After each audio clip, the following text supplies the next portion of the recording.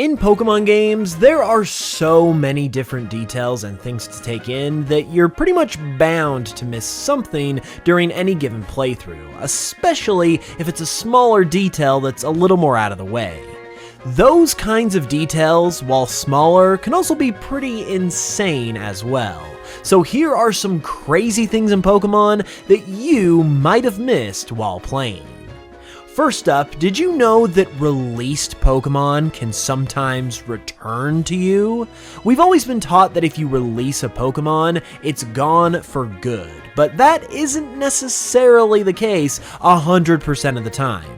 In Gens 3 and 4, if you try to release a Pokemon that happens to be the only Pokemon you own who knows a certain HM move, like Surf or Fly, it will return to you instead of running off into the sunset. This will happen if you try to release a Pokemon that knows Surf or Dive in Generation 3, and in Gen 4, it'll happen with Pokemon who know Surf, Waterfall, Rock Climb, and additionally, Fly in Heart Gold and Soul Silver. Another interesting and missable tidbit similar to this also happens in Heart Gold and Soul Silver. If the Pokemon Center on Cinnabar Island is the last one that you've been to prior to you blacking out or using teleport, you actually won't be sent back to the Cinnabar Island Pokemon Center and will instead be sent to the Pokemon Center that you visited before that. You would really have to be paying attention to catch this one, as you could genuinely see it happen, but not even remember enough about what's going on in the last little bit of your playthrough to realize that this is actually happening. But it ultimately does happen due to Cinnabar Island, well, being an island, as it is likely a means of preventing a potential soft lock situation where you might have not had any Pokemon at that time who would know the necessary moves to get you off of the island and therefore leaving you stranded. Also within the Johto games, in the original Gold, Silver, and Crystal, it's actually possible to interact with the door of the former Pokemon daycare outside of Cerulean City. Attempting to interact with the door by pressing A while outside of it will allow you to read it, and a message will appear that says, "What's this? House for sale. Nobody lives here." And speaking of games and cool details in games, today's sponsor is a game that you can download and play for free, and it's currently running one of its biggest events to date. Raid is currently in the middle of its Asgard Divide event, and it's filled with Norse mythology classics like Loki, Thor, Freya, and Odin, and you can get them all as playable characters. This game is super well made, it features a ton of playable characters to collect, tons of different game modes, and prime quality of life features, and it's completely free to play on both PC and mobile. Right now you can get all of these Norse champions simply by playing the game. You can scoop up Loki by logging into the game for 7 days between now and October 23rd, and the rest can be obtained via in-game activities. They all have their own unique and cool abilities too, and you can also check out the event dungeon in-game to face off against Odin as well. On top of that, when you download the game with the link in the description, you'll get a ton of free stuff just for joining in, such as 50,000 silver, 50 gems, the epic champion Grizzled Jarl, and way more, so you'll be set and ready to dominate right out of the gate. And you can even join my clan right here. So download for free with the link below, and a huge thanks to Raid for supporting the channel.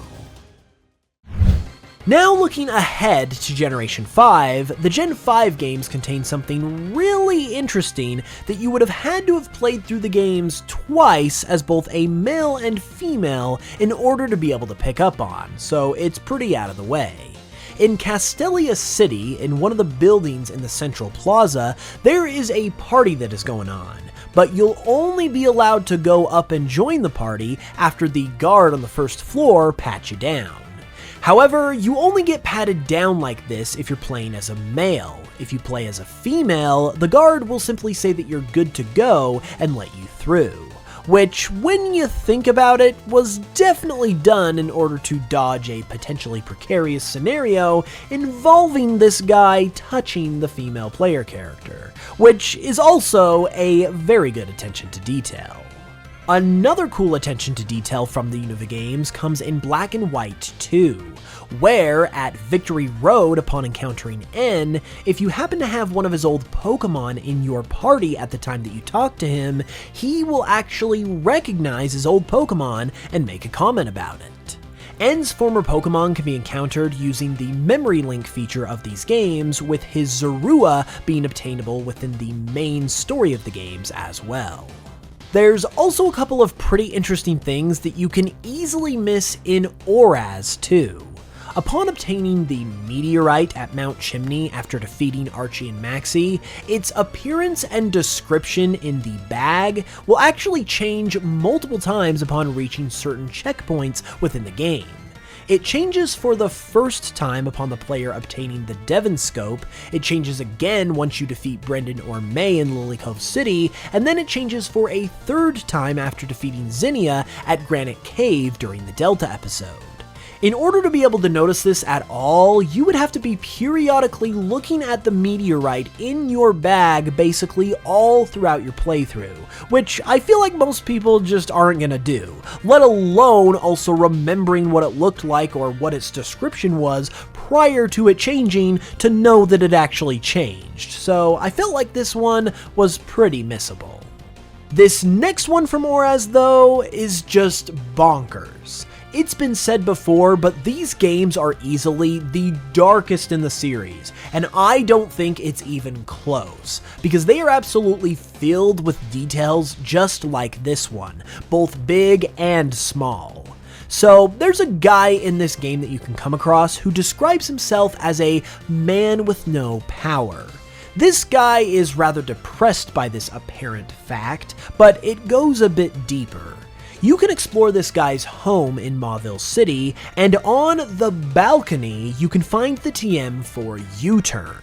Again, at this depressed man's house, on the balcony, you find a TM for U-Turn, which is pretty much directly implying that this guy was a little more sad than we might have thought, if you know what I mean, but eventually thought better of it and evidently moved away from the balcony.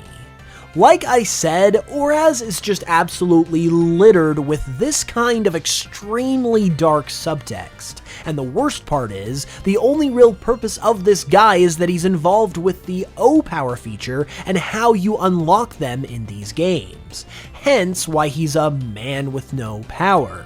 So, Game Freak basically decided to make a pun of sorts and use, well, you know, as a means of incorporating this minor feature into the games, and it's just there waiting for you to stumble upon it like it's no big deal, which is honestly just absolutely wild.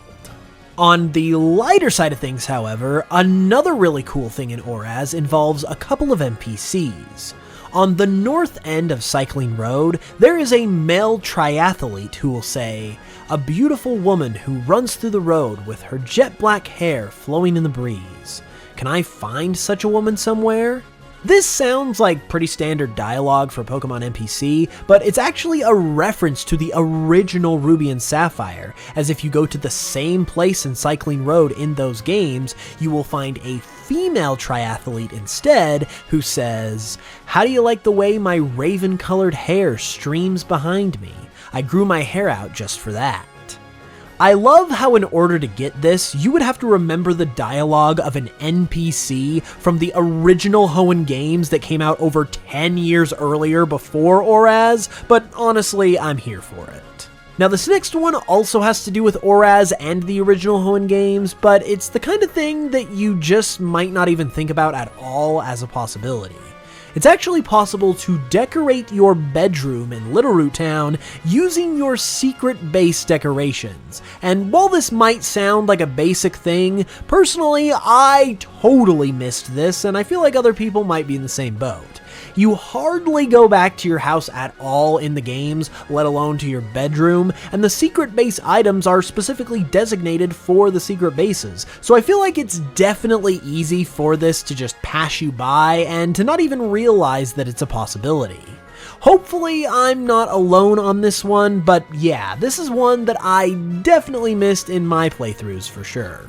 One thing that basically everyone missed though, and it's pretty much just thanks to the internet that it's even known at all at this point, is that in certain Pokemon games, the speed at which your Pokemon comes out of its Pokeball is actually determined by its nature. In Emerald, Diamond, and Pearl, if your Pokemon's nature is bashful, careful, gentle, lonely, mild, modest, quiet, or timid, the animation speed will be slow. If it's bold, calm, docile, lax, quirky, rash, relaxed, sassy, or serious, the animation will be a medium speed. And if it's adamant, brave, hardy, hasty, impish, jolly, naive, or naughty, it will have a fast animation when coming out of its Pokeball. You guys are going to have to let me know though if you caught any of these while playing or if you missed them as well, and if you know of any other things like this, be sure to leave it in the comments too. And also leave a like and subscribe if you enjoyed the video. I will see you guys soon with another new video as well, and until then, as always, thank you guys so much for watching, I really appreciate it, and I will smell you guys later.